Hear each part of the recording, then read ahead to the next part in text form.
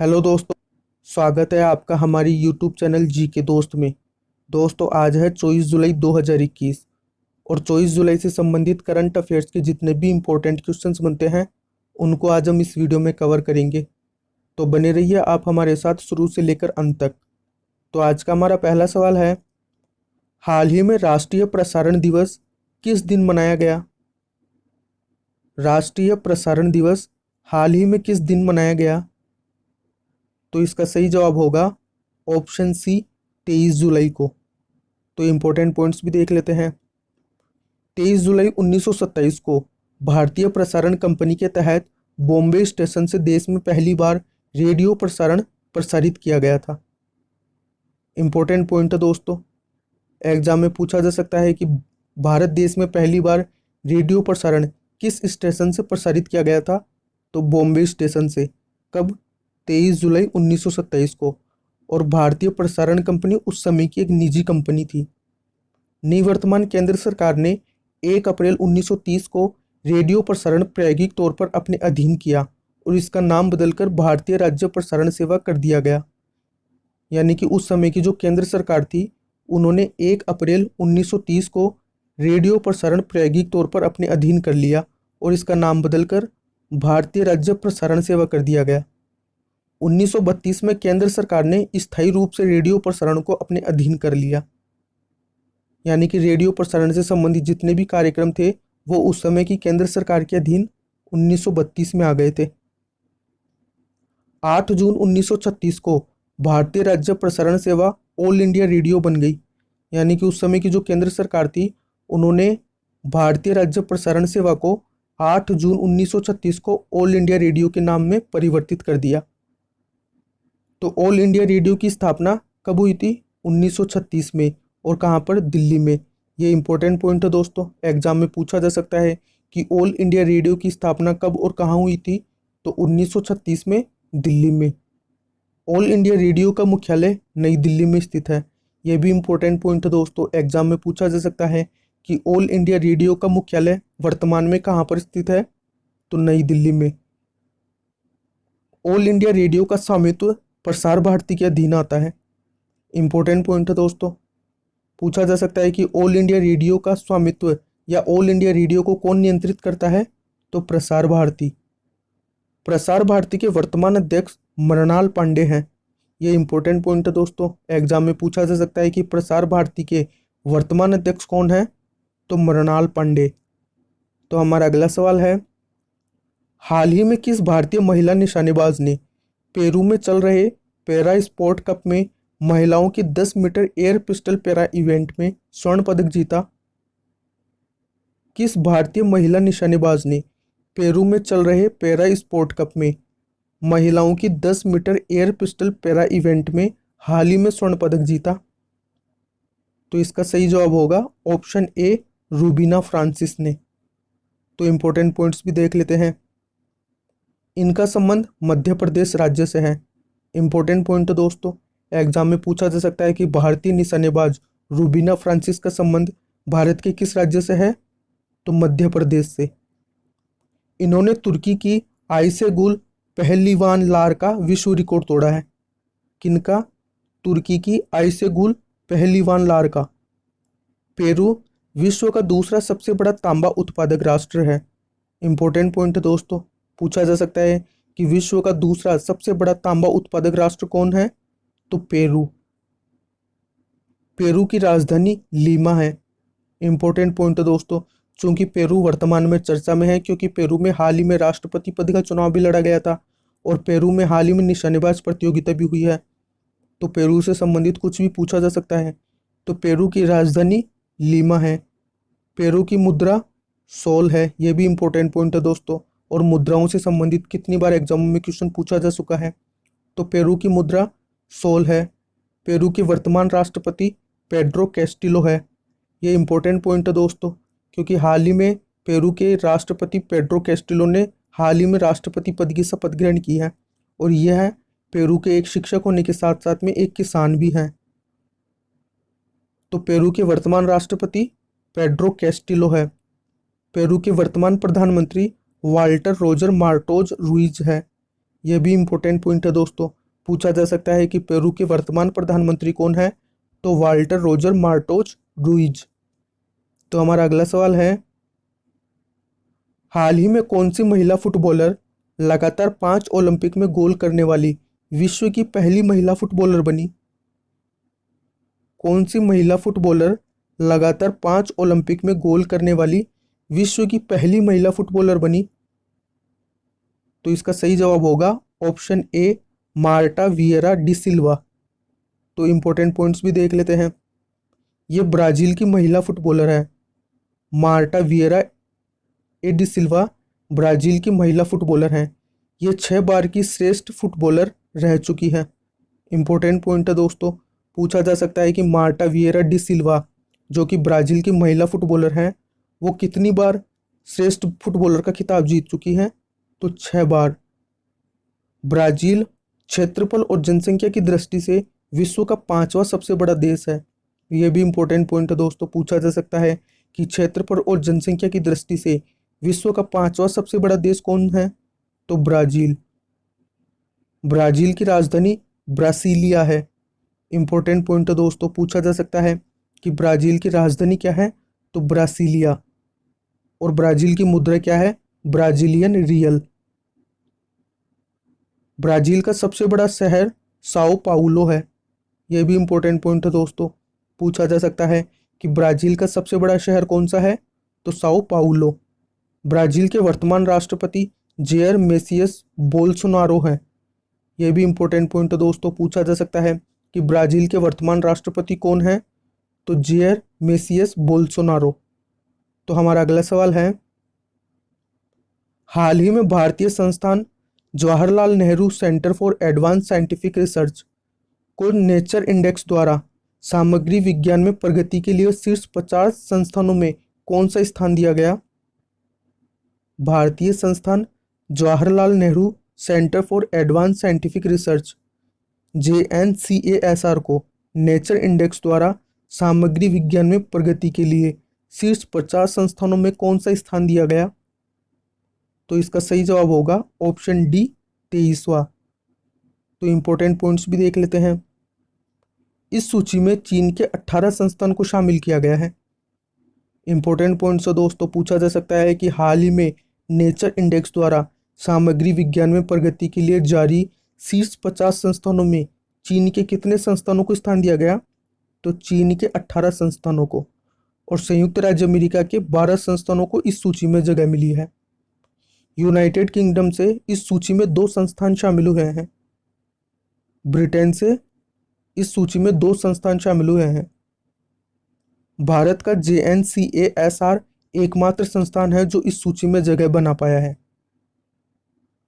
भारत का JNCASR संस्थान शीर्ष 50 राइजिंग इंस्टीट्यूट में 23वां स्थान हासिल कर पाया है। इस सूची में चीन का संघाई जियो टोंग विश्वविद्यालय पहले स्थान पर है। इम्पोर्टेंट पॉइंट तो दोस्तों पूछा जा सकता है कि हाल ही में नेचर इंडेक्स द्वारा सामग्री विज्ञान में प्रगति के लिए जारी शीर्ष 50 संस्थानों में पहले स्थान पर कौन सा संस्थान रहा? तो चीन का शंघाई जियो टोंग विश्वविद्यालय।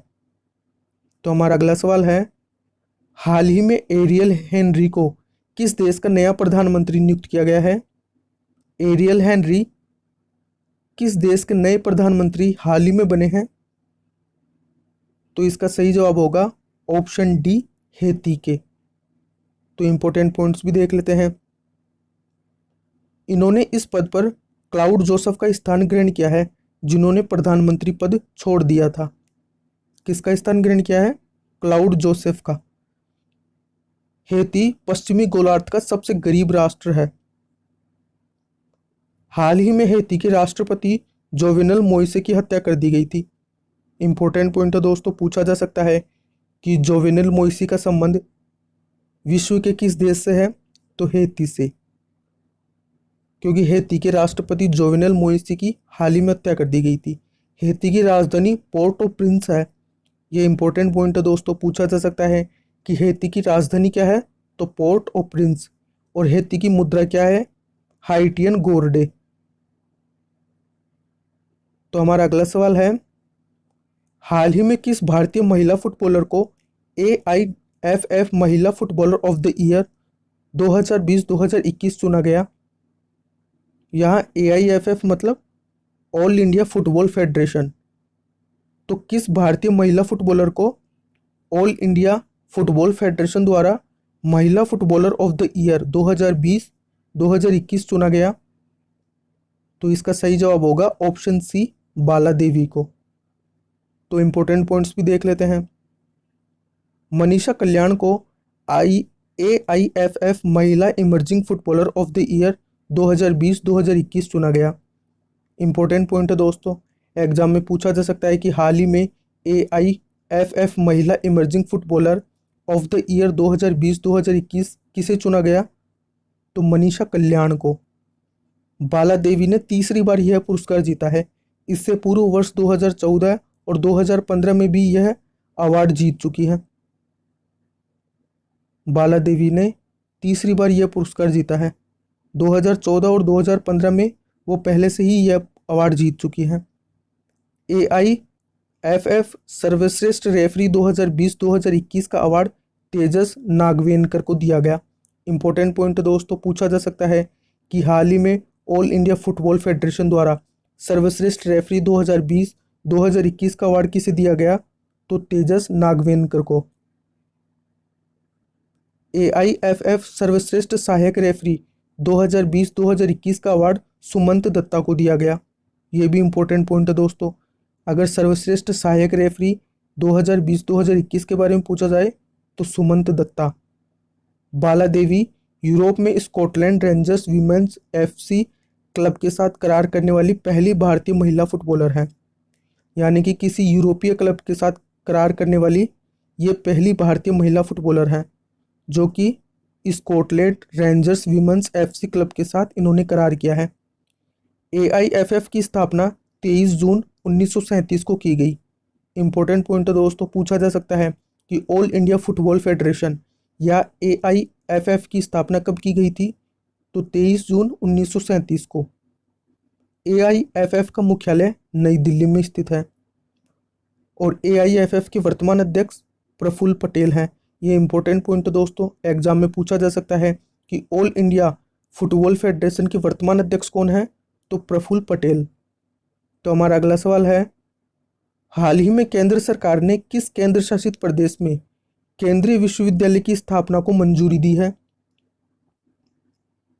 केंद्र सरकार ने हाल ही में किस केंद्र शासित प्रदेश में केंद्रीय विश्वविद्यालय की स्थापना को मंजूरी दी है? तो इसका सही जवाब होगा ऑप्शन सी, लद्दाख। तो इंपॉर्टेंट पॉइंट्स भी देख लेते हैं।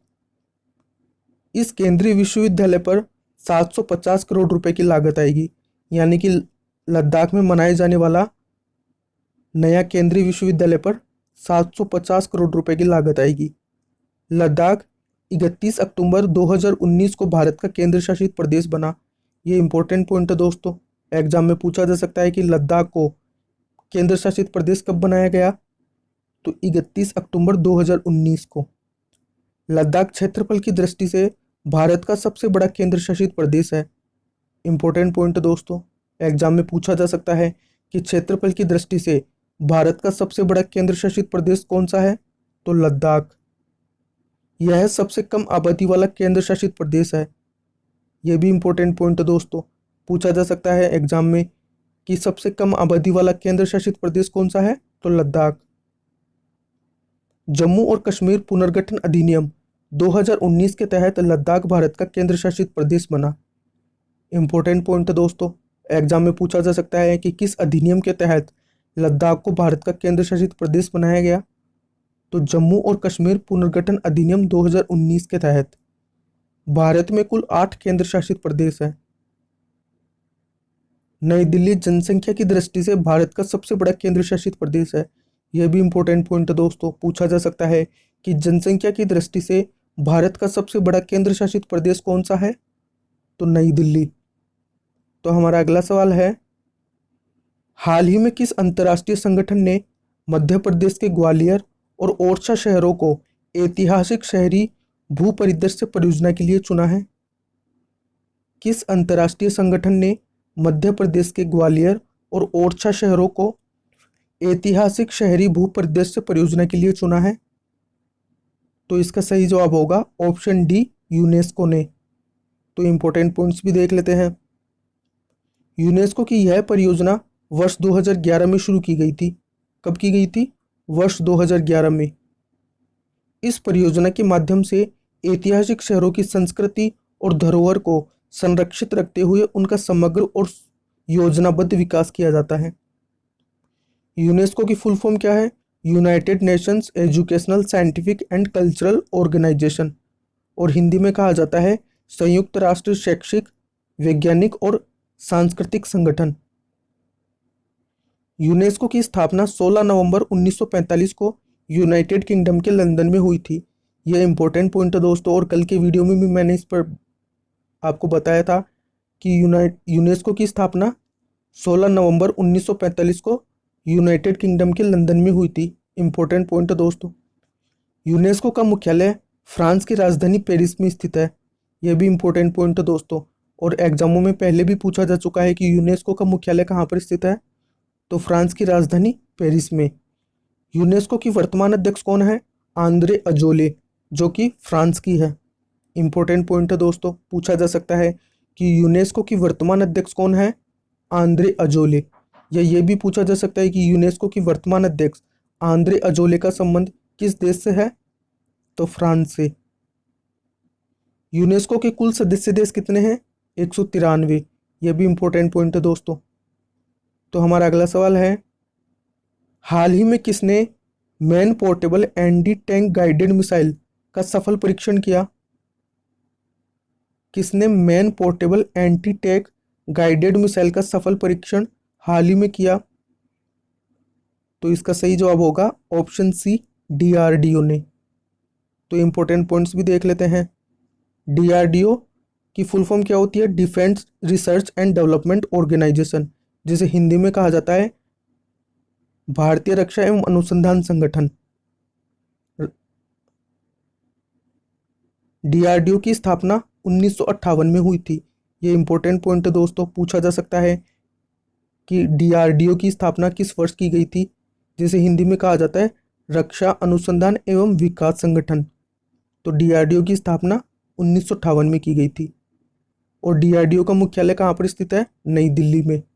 यह भी इंपॉर्टेंट पॉइंट है दोस्तों, पूछा जा सकता है कि Defence Research and Development Organisation या रक्षा अनुसंधान एवं विकास संगठन डीआरडीओ का मुख्यालय वर्तमान में कहाँ पर स्थित है, तो नई दिल्ली में। डीआरडीओ के वर्तमान अध्यक्ष डॉक्टर जी सतीश रेड्डी हैं। यह भी इंपॉर्टेंट पॉइंट है दोस्तों, पूछा जा सकता है कि डीआरडीओ के वर्तमान अध्यक्ष कौन है, तो डॉक्टर जी सतीश रेड्डी। डीआरडीओ भारत सरकार के रक्षा मंत्रालय के अंतर्गत कार्य करता है। इस संगठन का नेतृत्व भारत सरकार के रक्षा मंत्री द्वारा किया जाता है। किसके द्वारा? भारत सरकार के जो वर्तमान रक्षा मंत्री होते हैं वो डीआरडीओ का नेतृत्व करते हैं। तो हमारा अगला सवाल है, हाल ही में किस देश द्वारा जिरकोन हाइपरसोनिक क्रूज मिसाइल का सफल परीक्षण किया गया? जिरकोन हाइपरसोनिक क्रूज मिसाइल का सफल परीक्षण हाल ही में किस देश द्वारा किया गया? तो इसका सही जवाब होगा ऑप्शन डी, रूस द्वारा। तो इंपॉर्टेंट पॉइंट्स भी देख लेते हैं। इस मिसाइल को नौसेना के एडमिरल गोर्स्कोव युद्धपोत से लॉन्च किया गया। इंपॉर्टेंट पॉइंट दोस्तों, पूछा जा सकता है कि हाल ही में रूस की जिरकोन हाइपरसोनिक क्रूज मिसाइल को किस युद्धपोत से लॉन्च किया गया, तो गोर्स्कोव युद्धपोत से। इस मिसाइल की मारक क्षमता 1000 किलोमीटर है। यह भी इंपॉर्टेंट पॉइंट है दोस्तों, पूछा जा सकता है कि रूस द्वारा हाल ही में लॉन्च की गई जिरकोन हाइपरसोनिक क्रूज मिसाइल की मारक क्षमता कितनी है, तो 1000 किलोमीटर, और यह 9 मैक की गति से उड़ान भरने में सक्षम है। रूस की राजधानी क्या है? मॉस्को। रूस की मुद्रा रूसी रूबल है। यह इंपॉर्टेंट पॉइंट दोस्तों, पूछा जा सकता है कि रूस की मुद्रा क्या है, तो रूसी रूबल या रूबल। रूस के वर्तमान राष्ट्रपति कौन है? Vladimir Putin. इंपॉर्टेंट पॉइंट है दोस्तों, पूछा जा सकता है कि रूस के वर्तमान राष्ट्रपति कौन है, तो व्लादिमीर पुतिन। और रूस के वर्तमान प्रधानमंत्री कौन है? Mikhail Mishustin. ये भी इंपॉर्टेंट पॉइंट है दोस्तों। तो आज का हमारा बोनस सवाल है, हाल ही में चर्चित आत्मकथा the stranger in the mirror का संबंध किस भारतीय फिल्म निर्माता से है? आत्मकथा the stranger in the mirror का संबंध किस भारतीय फिल्म निर्माता से है? तो इसका सही जवाब होगा ऑप्शन डी, राकेश ओमप्रकाश मेहरा द्वारा। राकेश ओमप्रकाश मेहरा का संबंध the stranger in the mirror से है, जो इनकी आत्मकथा है। Thank you for watching this video दोस्तों। आपको आज का हमारा ये वीडियो कैसा लगा हमें कमेंट करके ज़रूर बताएं और हमें इंस्टाग्राम पर भी फॉलो कर लीजिएगा। मिलते हैं एक और नई वीडियो में, तब तक के लिए बाय एंड टेक केयर।